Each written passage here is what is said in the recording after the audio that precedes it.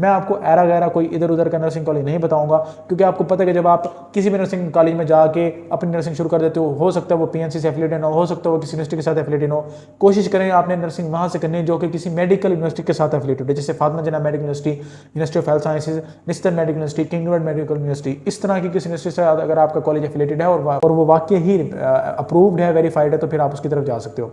अस्सलाम वालेकुम रहमतुल्लाहि व बरकातहू। तो कैसे हैं आप लोग? मैं हूं आपका अपना दोस्त शिराज अहमद। तो आज की वीडियो में बात करने जा रहे हैं how to get admission in nursing. Basically आज की वीडियो में हम थोड़ा सा आपको एक्सप्लेन करेंगे कि नर्सिंग में एडमिशन लेने के लिए आपके पास बेसिक रिक्वायरमेंट्स आपकी कौन सी होनी चाहिए, उसके बाद आपने कितने % आपके मार्क्स होने चाहिए और कौन कौन से आपके पास ऑप्शंस हैं पाकिस्तान के अंदर और पंजाब के अंदर जहाँ पे आप एडमिशन लेके अपनी बीएस नर्सिंग की जर्नी को जो है उसको स्टार्ट कर सकते हैं। तो चलिए स्टार्ट करते हैं वीडियो। सबसे पहले बीएस नर्सिंग के अंदर अगर आपने एडमिशन लेना है तो उसके लिए आपने एफएससी पास की हुई हो। एफएससी के अंदर आपके जो है मिनिमम जो है 50% मार्क्स होने चाहिए विद साइंस सब्जेक्ट्स, और उसके अलावा आपकी जो एज है वो 18 से 25 साल के दरमियान हो अगर आपने गवर्नमेंट के अंदर एडमिशन लेना है। और अगर आपने प्राइवेट की तरफ परसू करना है तो प्राइवेट के अंदर डिफरेंट एज की जो रिक्वायरमेंट्स दी जाती है, कहीं पे जो है ना 30 साल तक भी एज होती है, कहीं पे जो है ना 35 साल तक भी एज की छूट दी जाती है। लेकिन गवर्नमेंट के अंदर अगर हम बात करें तो गवर्नमेंट के अंदर आपकी जो एज है वो तकरीबन 18 साल से 25 साल तक अगर आपकी एज है तो आप जो है ना एलिजिबल हैं बीएस नर्सिंग के लिए अप्लाई करने के लिए। ठीक है, तो उसके बाद हमारा पॉइंट ये है कि अगर आपने आपने एफएससी कर लिया और उसके बाद आपके पास कौन कौन से ऑप्शंस हैं कि आप किस तरह से बीएस नर्सिंग के अंदर एडमिशन ले सकते हैं। सबसे पहले जैसे आपने एफएससी करने के बाद फिर आपके पास एक फील्ड खुल जाता है और पूरा आपके सामने माइंड आ जाता है कि मैंने अब कौन से कॉलेज में जाना है, कौन सी डिग्री करनी है और कौन सी चीज़ को मैंने चूज़ करना है। तो सबसे पहले हर इंसान की ख्वाहिश होती है कि अगर मैं कोई डिग्री कर रहा हूँ या कोई भी स्किल सीख रहा हूँ तो उससे मुझे कुछ आउटपुट भी मिले। तो पाकिस्तान में इस टाइम अगर पाकिस्तान समेत पूरी दुनिया में अगर हम बात करें तो नर्सिंग का वाइड स्कोप है, जिसकी वजह से काफ़ी ज़्यादा लोग नर्सिंग की तरफ आ रहे हैं। और यहाँ पे अब बीएस जेनेरिक प्रोग्राम इंट्रोड्यूस करवा दिया गया है, जिसकी वजह से काफ़ी स्टूडेंट्स जो है ना वो नर्सिंग की तरफ आते हैं। अब जैसे बच्चे ने जो है ना एफएससी करने के बाद उसको एक चीज़ जहन में आती है कि मैं जो है नर्सिंग करना चाहती हूँ और मैं नर्सिंग में जाना चाहती हूँ या जाना चाहता हूँ, तो उसके सामने एक वाइड रेंज ऑफ कॉलेजेस होते हैं और उसने चूज़ करना होता है वो किस तरह से कौन से कॉलेज में जाएगी। सबसे पहले आपके पास दो ऑप्शंस हैं, या आप प्राइवेट नर्सिंग करना चाहते हैं या आप गवर्नमेंट नर्सिंग करना चाहते हैं। अगर हम गवर्नमेंट की बात करें तो पंजाब पूरे के अंदर 44 नर्सिंग कॉलेज हैं जहाँ पे बीएस जेनेरिक प्रोग्राम ऑफर कराया जाता है, जहाँ पे बीएस जेनेरिक कराई जा रही है इस टाइम। ठीक है, उसमें से 16 हॉस्पिटल जो हैं, जो 16 नर्सिंग कॉलेज हैं वो टीचिंग हॉस्पिटल के साथ जो है ना लिंक है, और उसके अलावा 28 डीएचक्यूज़ हैं जो डीएचक्यूज़ के साथ लिंक हैं।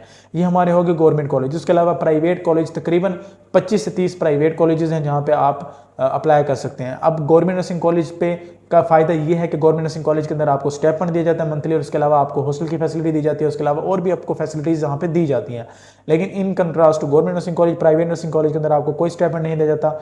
हाँ, हो सकता है कि वहाँ पे आपको कोई स्कॉलरशिप ऑफर कराई जाए, लेकिन उस वहाँ पे कोई स्टाइपेंड नहीं आपको दिया जाता, लेकिन आपसे फ़ीस ली जाती है। अब जो एवरेज अगर हम बात करें प्राइवेट नर्सिंग कॉलेज की फ़ीस की तो तकरीबन 2 लाख के करीब होती है।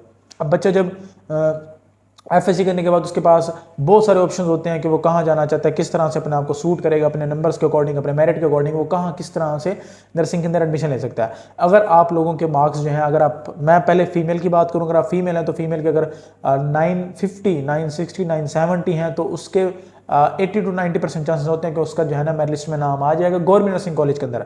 अगर वो हम मेल की बात करें तो मेल के 100 सीट्स हैं पूरे पंजाब के अंदर, और वहाँ पे अगर आपने अप्लाई करना है, आप चाहते हैं कि आपका नाम है, तो आपके मिनिमम जो मार्क्स हैं वो 1080, 1070 से ऊपर होने चाहिए, तभी आपका नाम आएगा। सबसे पहले हम बात कर लेते हैं last merit of government nursing colleges की। अगर हम फीमेल की बात करें तो उनका जो लास्ट मेरिट था वो 970 के अप्रॉक्स राउंड अबाउट था। और उसके अलावा अगर हम मेल की बात करें गवर्नमेंट नर्सिंग कॉलेज की, शादा नर्सिंग कॉलेज जो कि एक मेल नर्सिंग कॉलेज है पंजाब का गवर्नमेंट का, जहाँ पे आपको नर्सिंग करवाई जाती है, वहाँ पे जो अगर लास्ट मेरिट की अगर हम बात करें तो वहाँ पे 1085 लास्ट मेरिट था। ठीक है, अब स्टूडेंट ने एफएससी कर लिया, एफएससी करने के बाद उसके ये माइंड में आया कि मैंने नर्सिंग करनी है। ठीक है, नर्सिंग के लिए जब आएगी तो उसको काफ़ी सारे ऑप्शंस दिए जाएंगे कि आपने प्राइवेट भी कर सकते हैं, आप गवर्नमेंट भी कर सकती हैं।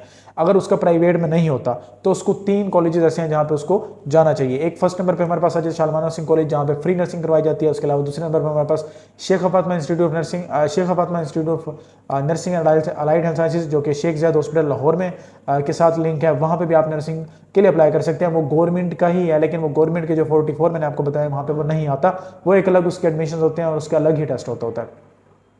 उसके बाद तीसरे नंबर पर इत्तेफाक हॉस्पिटल का नर्सिंग कॉलेज, इत्तेफाक नर्सिंग कॉलेज, वहाँ पे भी नर्सिंग आपको फ्री करवाई जाती है और आपको मंथली 10,000 स्टाइपेंड भी दिया जाता है। तो मैंने आपको 3 कॉलेज ऐसे बता दिए जहाँ पे आप गवर्नमेंट नर्सिंग कॉलेज के बाद जिनको ऑप्शन रख सकते हो। अगर आपका यहाँ पे भी एडमिशन नहीं होता, आपके मार्क्स कम है, तो फिर आप प्राइवेट नर्सिंग कॉलेज की तरफ आते हो। प्राइवेट नर्सिंग कॉलेज के अंदर हमारे पास लाहौर के अंदर भी काफ़ी ज़्यादा कॉलेज हैं, उसके अलावा और भी पंजाब के अंदर काफ़ी ऐसे कॉलेज हैं। अगर आपने इस वीडियो के नीचे 200 लाइक्स कर दी और आपने कमेंट्स के अंदर पूछा कि sir make a video on private nursing college in Punjab, तो इंशाल्लाह ताला एक वीडियो नेक्स्ट आएगी जिसमें मैं आपको कंप्लीट एक्सप्लेन कर दूंगा पंजाब के अंदर कितने टोटल प्राइवेट नर्सिंग कॉलेज हैं जो कि यूएचएस के साथ, पीएनसी के साथ एफिलिएटेड हैं, जहाँ पे आप नर्सिंग कर सकते हैं। मैं आपको ऐरा गैरा कोई इधर उधर का नर्सिंग कॉलेज नहीं बताऊंगा, क्योंकि आपको पता है कि जब आप किसी भी नर्सिंग कॉलेज में जाके अपनी नर्सिंग शुरू कर देते हो सकता है वो पीएनसी से एफिलिएटेड हो सकता है वो किसी यूनिवर्सिटी के साथ एफिलिएटेड हो। कोशिश करें आपने नर्सिंग वहाँ से करनी है जो कि किसी मेडिकल यूनिवर्सिटी के साथ एफिलिएटेड है, जैसे Fatima Jinnah medical university, university of health sciences, Nishtar medical university, kingdom medical university, इस तरह की किसी यूनिवर्सिटी से अगर आपका कॉलेज एफिलिएटेड है और वो वाकई ही अप्रूव्ड है, वेरीफाइड है, तो फिर आप उसकी तरफ जा सकते हो। आपकी एक तो एफएससी के अंदर 50% मार्क्स होने चाहिए अप्लाई करने के लिए। आपकी एज मैंने आपको बता दी और आपने जो है ना बस यही रिक्वायरमेंट्स होती हैं। फिर आप अप्लाई करते हो, अप्लाई करने के बाद आपकी मेरिट लिस्ट रहती है, फिर आपका नाम आ जाता है और फिर आप कंफर्म हो जाते हो और फिर आप अपनी स्टडी स्टार्ट कर देते हो। तो ये आज की वीडियो एक जनरल ओवरव्यू था आपके लिए कि how to get admission in nursing.